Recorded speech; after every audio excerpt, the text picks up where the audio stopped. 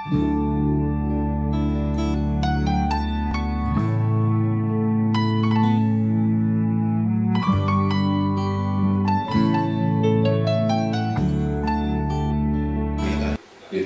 oleh Pak Fadel, salam hormat kepada para deklarator yang akan membentuk Dewan Asuransi Nasional Indonesia. Bapak-bapak dan ibu sekalian, saya ingin balik ke belakang pada saat saya mulai masuk di Departemen Pertanian tahun 80-an. Yang pertama pada saat itu, karena banyak dari Jepang pada saat itu yang memberikan bantuan dan mau melakukan aktivitas di bidang pertanian, yang mempertanyakan apakah ada asuransi yang akan menjamin kegagalan panen di bidang tanaman pangan. Pada saat itu terus dilakukan diskusi-diskusi, ternyata tidak ada yang mau membentuk atau tidak ada yang mau terjun ke asuransi pertanian. Kenapa? Karena memang di dalam pengertian kita, pertanian itu risikonya amat besar. Saya ingin memberikan ilustrasi.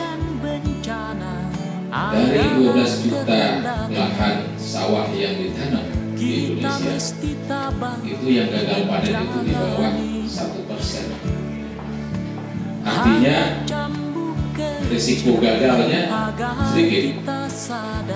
Apalagi jagung. Jagung itu boleh dikatakan tidak ada gagal panennya. Cuma produktivitasnya barangkali yang tidak sesuai dengan yang direkomendasikan. Kenapa? Karena memang tidak diberikan algoritma yang tepat. Kesimpulannya apa? Artinya saya yakin bapak-bapak yang bergerak di asuransi ini tidak akan rugi membentuk asuransi.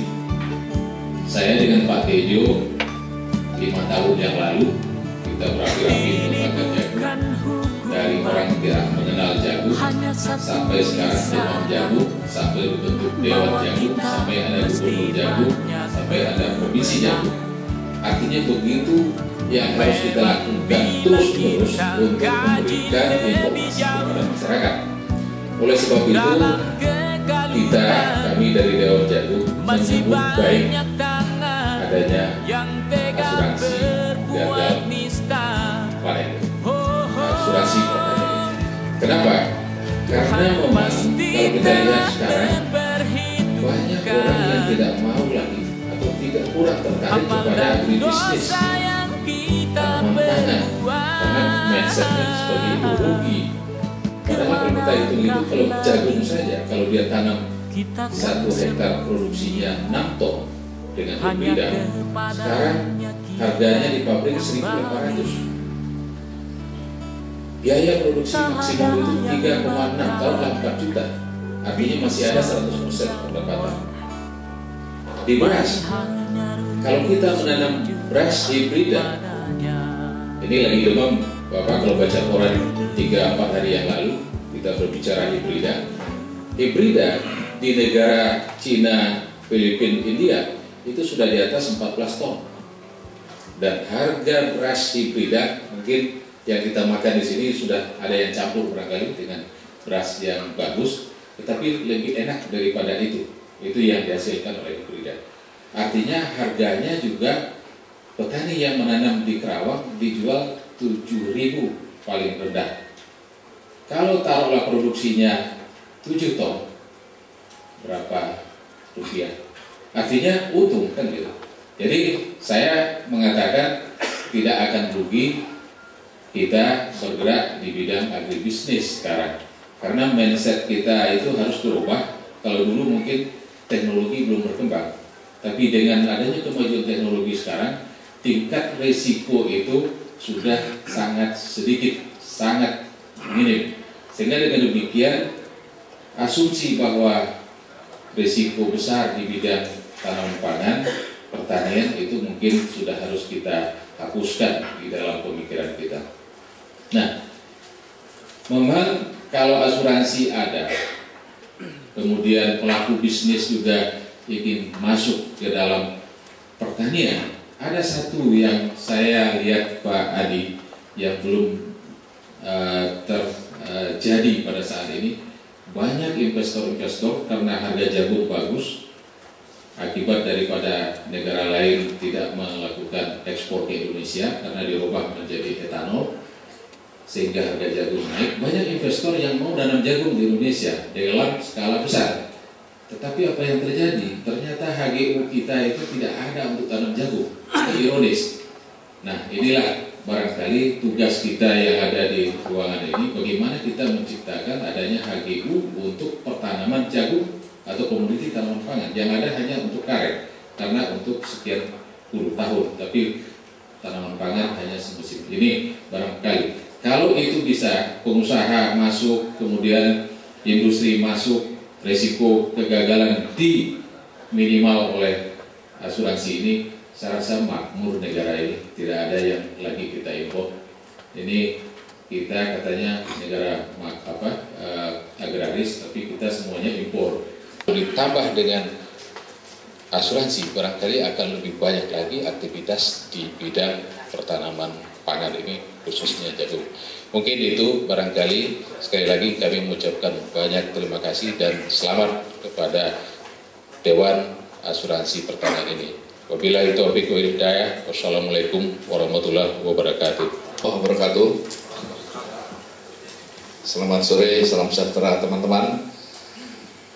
Nomor satu, saya menyampaikan penghargaan atas idealisme yang tadi disampaikan oleh Pak Iis, Pak Eko, yang telah menjadi sesuatu yang baru, yang sesungguhnya belum cukup didukung oleh kebijakan pemerintah.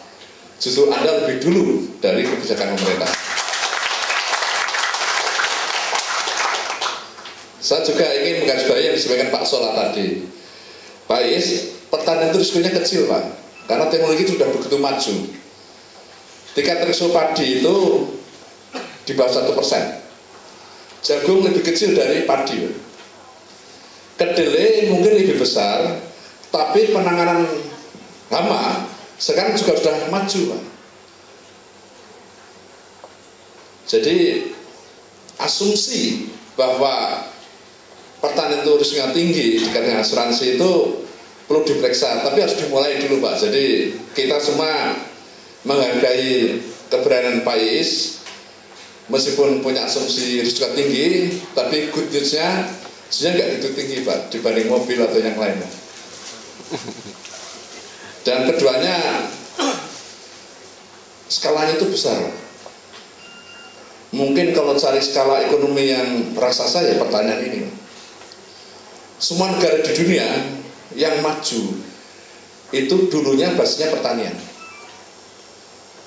Amerika itu meskipun penduduknya kurang 5% di sektor pertanian, tapi produksinya itu bisa memberi makan orang Amerika dan banyak penduduk di dunia.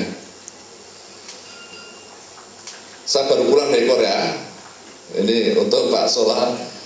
Mereka itu minta 10 juta ton jagung, Pak. Bapak sudah tahu, ya.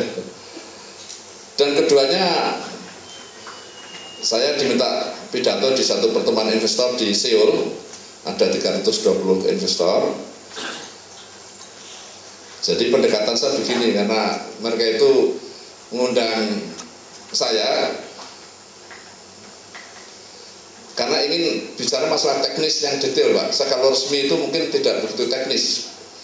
Jadi saya datang dengan Profesor Victor Purba dari UI. Yang namanya country risk itu bisa dikelas secara teknis hukum, Pak. Jadi bottom line aja, apa masalahnya. Jadi potensi pasar itu begitu raksasa, dan itu bisa dibikin yang namanya closed circuit ekonomi. Jadi proses risk itu, risiko proses atau manajemen risiko, kalau itu bisa dikaji satu persatu. Siapa yang kompeten dalam bidang produksi, siapa yang kompeten di bidang pasar panen, siapa penjamin pasar. Nah dari itu asuransi bisa masuk kalau gitu relatif aman. Ada risiko, tapi relatif aman.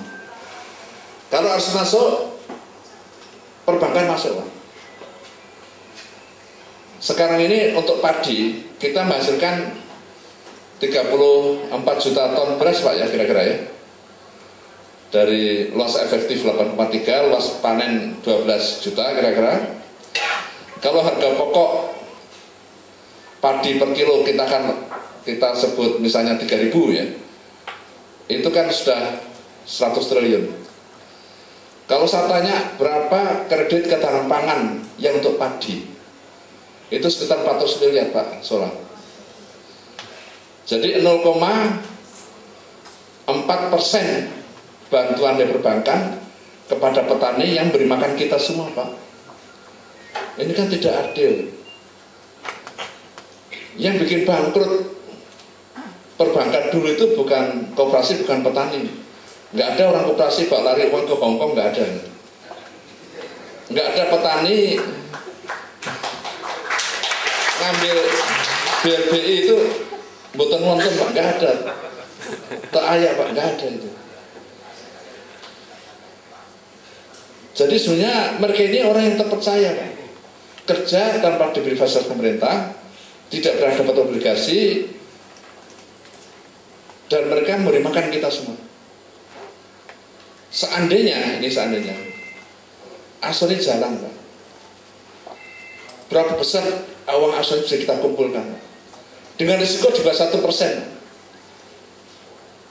Padahal asuransi untuk satu musim 4 bulan itu saya dengar 3%, mungkin bisa kurang. Tapi sebenarnya itu cukup tinggi dan cukup aman dibanding risiko.